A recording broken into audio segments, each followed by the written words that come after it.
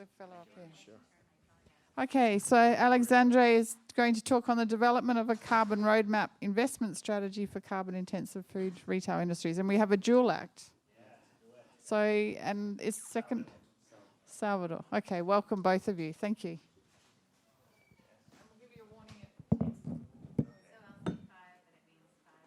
And then 5 questions. Yes. Okay.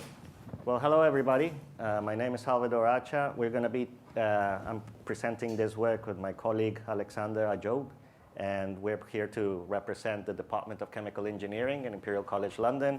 We'd like to thank our co-authors, Anatol, Nicolo, Romain, Christos, and Nile. The title of the talk today is a development of a low-carbon roadmap investment strategy for carbon-intensive industries. The structure of the presentation is we'll give you a broad context and narrow down the scope of the problem, list the research questions, then we'll go over the methods and the models that we produced in order to answer the questions. We'll focus on the key findings, and then we'll close with some conclusions.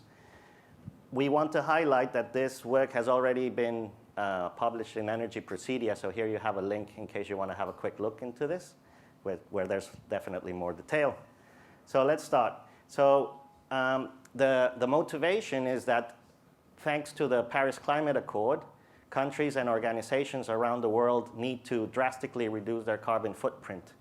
However, from the interactions and the research that we've been conducting in the UK, we understand that even though companies have a societal responsibility and want to do the right thing to mitigate carbon emissions, they lack the resources, the knowledge, the insights, the know-how to give them foresight so they can drive positive decision-making in their organizations, and gives them clarity so that they can meet 2050 targets, carbon mitigation targets. And that is what now is being commonly referred to as science-based targets in the literature. So previous work from ourselves, we've been focusing on very specific technology design and operation modeling for specific buildings or districts. But these are very, on an individual basis. And what we need is definitely a much more generic tool that will allow us to process quickly information to address hundreds or thousands of sites, in one go, and give an investment strategy from that. So the research challenge is, what strategy should industries with large property portfolios follow to decarbonize their operations? Can a science-based target modeling framework be devised that informs the decision makers on optimal investments? Where, when, and what technology should businesses invest in to make sure that resources are optimized over a long period of time? Okay, so in order to answer those questions, we developed the following model. It starts with the input on the right side.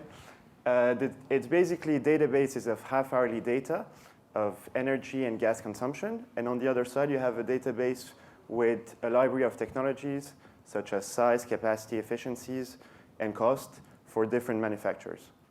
Those inputs are then inserted into 3 different simulations. One for business as usual, so it mimics how a store runs without any technologies installed. Then one for PV, photovoltaic panels, how a store would respond with PVs installed. And one for combined heat and power, so CHPs. Those simulations are then used to be inputted into a GAMS optimization model. It's an MILP. And those results are then visualized, and we get every year the CAPEX required, the OPEX savings, and the carbon savings for the whole estate. Mm-hmm. So, and we'll focus our case study into commercial buildings. That's why my colleague mentioned stores. Go ahead, Alex. True. So the objective of the simulation, if we first start with the simulation part, is to simulate stores with different technology mix. What we have first is the business as usual model that uses the real data for half-hourly data. Then we have operating costs, which is basically the difference between the business as usual operating cost and minus the technological operating cost. CO2 emissions are a function of the carbon factor of electricity and the carbon factor of gas. For the PV model, it's the production is a function of irradiance, number of panels, and efficiency. And for CHPs, electricity and heat productions are both a function of the part load. Okay, so definitely because we're doing this ambitious model, we have to use some assumptions. The scope of the study, it takes into account 62 representative commercial buildings, in particular their supermarkets. The size of these buildings range between 20,000 to 60,000 square feet. The technology capacities, PVs and CHPs, are continuous. Also, the technologies do not suffer from performance degradation over time. The irradiance levels for the PV panels are the same every year. We also assume that the CHPs use biomethane to power the engines, yes. And we also take into account the policy incentives, enhanced capital allowance and feed-in tariffs, which are policy regulations that support these these investments on technologies, yeah. So with the simulations, what we get is a set of 3D plots. On the X and Y axis, you would have the number of PV panels, and on the other side, you'd have the CHP size. We plot 3 different graphs. We only have 2 here. One for OPEX, one for carbon reduction, and one for CAPEX as well. The thing is, we get curves, and we're inputting them into a linear model, linear optimization. So what we would need to do is linearize those curves. In order to do that, we used the Mars analysis, which is a multivariate adaptive regression splines. And it basically enables you to approximate the curves with planes. We get a relatively good mean, R square. For OPEX, we get 0.95. And for carbon, we get 0.71.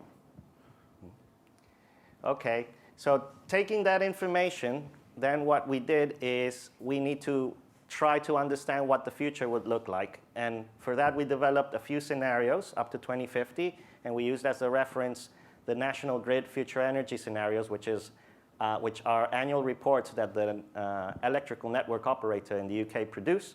So basically, we tried to map out 4 different scenarios. One is the steady state, which is business as usual, which is basically following the recent trends of how the energy system has been changing for the last few years. 2 degrees means that there's high level of prosperity in economic terms, and there's also high level of support for green technologies. Slow progression means low economic growth, but there is a desire to decarbonize. And consumer power there is high economic growth. However, there are no green policy incentives to support decarbonization, or as much as in the other scenarios. And it's basically the changes are driven by technological advancements or economic factors. So taking those scenarios into account, we took different parameters, key parameters such as the price of electricity and natural gas, biomethane, the cost of the technology, CHPs, PV panels, and also the carbon factor of the electrical grid, and tried to map out different journeys or pathways for each of these up to 2050. And here in this table, you have the different annual variations for each scenario. So going back to the simulation, for every scenario, every store, and every year, we would have 3 sets of curves with different coefficients. And all those are going to be inputted into the optimization model. So putting everything back into perspective, we've seen how the simulation runs, how it's done for several scenarios, and we're going to focus now on the optimization part. So the MILP optimization works with first an objective function. In our case, we're trying to minimize the difference between the sum of yearly investment and the sum of OPEX savings. We have several constraints. The first one is that a technology size can only increase in time, and that carbon savings we want to be above the targets we set. We also took into account a certain flexibility in investment every year, and to take also into account the time value of money. We added the last 3 equations. Okay, and now we go into the model outputs, yeah, the results and the findings. So in terms of the investment strategy, first we wanted to highlight the capital investments. So on the average annual CAPEX requirements was calculated over a period of 30 years, and we took into account the value, well, the time value of money, and on average, the minimum annual spend was 1.9 million pounds, which is like $2.5 million. And the highest value was 2.7 million pounds, which is above $3 million per year. But there you can see the range of the values does not change drastically between scenarios. Probably consumer power is the lowest. In terms of the investment strategy, this plot gives you a CHP capacity installation strategy. So it tells you the level of capacity that you need to be installing across your property portfolio, depending on the scenario you're considering. And you can see here that the 2-degree scenario focuses on investing on CHP early on, or it's more ambitious, whereas the consumer power, it starts off a little bit slower, but then it creeps up again, and the 4 scenarios end up roughly around 17 megawatts of installed capacity. So we have the same graph for the capacity of PV installed. As you can see, for the 4 scenarios, it quite follows the same trend, except before 2 degrees suggested we invest early on in PVs, whereas in this case, it's the one with the least amount of adoption, whereas consumer power is the one pushing drastically for PV. If we look into the OPEX savings generated annually, we can see that there's a huge difference between the scenarios. The one suggesting to invest early on in CHPs is the 2 degrees, which reaches around 70 million savings annually from 2050, whereas consumer power, the least economically viable, is with savings around 14 million. Yes, and this is influenced because of the price of electricity from the grid drives a lot of the investment decision making if it's viable or not to install these technologies. So regarding the science-based targets and do we meet the carbon objectives, well, from the 4th pathway scenarios that we tried to map out, consumer power was the only one that, because the investment started too slowly, they couldn't reach the science-based targets by 2050. The other scenarios do reach the 2050 target, and that means that if the conditions are right in the market and in the energy market and the low carbon technologies, we should be able to meet science-based targets. So if we put everything into account together, we have a dashboard which shows you a map first of the stores in the UK, for example. Translate on the side, you have the CAPEX required every year for the whole estate, with the technological capacity requirements, as well as the payback time. But a decision maker might want to have a deeper understanding of each store operations. So for a specific store, he could see exactly in what year he needs to be installing a CHP. For example, you have it in red here, and then translate into a 600K investment with a payback time of 7 years. So this enables decision makers to have a real understanding of their estate and be able to make informed decisions. Yeah, so basically it's a bottom-up approach that gives you very good visibility, but at the same time allows you to understand that the overall strategy is sound across the estate. So on model limitations, we wanted just to highlight that the model is deterministic, depends highly on the prediction of these scenarios that we mapped out. We assume that there is enough biomethane to power all these sites. We also assume that the irradiance level is the same every year. On terms of regression, the assumed technology sizes are continuous. That is a simplified assumption. We also did we fit a linear regression on nonlinear data, hence there are some discrepancies in the output. We want to highlight that this is a computationally expensive solution, very data intensive, as it requires half-hourly demand for each site.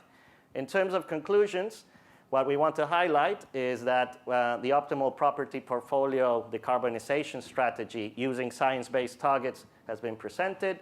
In this case, we focused on 2 particular technologies of on-site generation technologies, but with the purpose of showing that they are economically and environmentally sound. There are limitations to the model, but they can be addressed through periodical reviews. The framework is adaptable to assess other technologies or carbon streams. Right now, we're trying to develop case studies to phase out HFC refrigerants in commercial buildings and also to decarbonize logistics fleet. So we could adapt the model to those types of problems. And overall, the takeaway message is that decision makers can make informed decisions under the decarbonization strategy based on these sorts of modeling tools. Yeah? So thank you. I don't know if you have any questions. Salvador and Alexandre. So questions?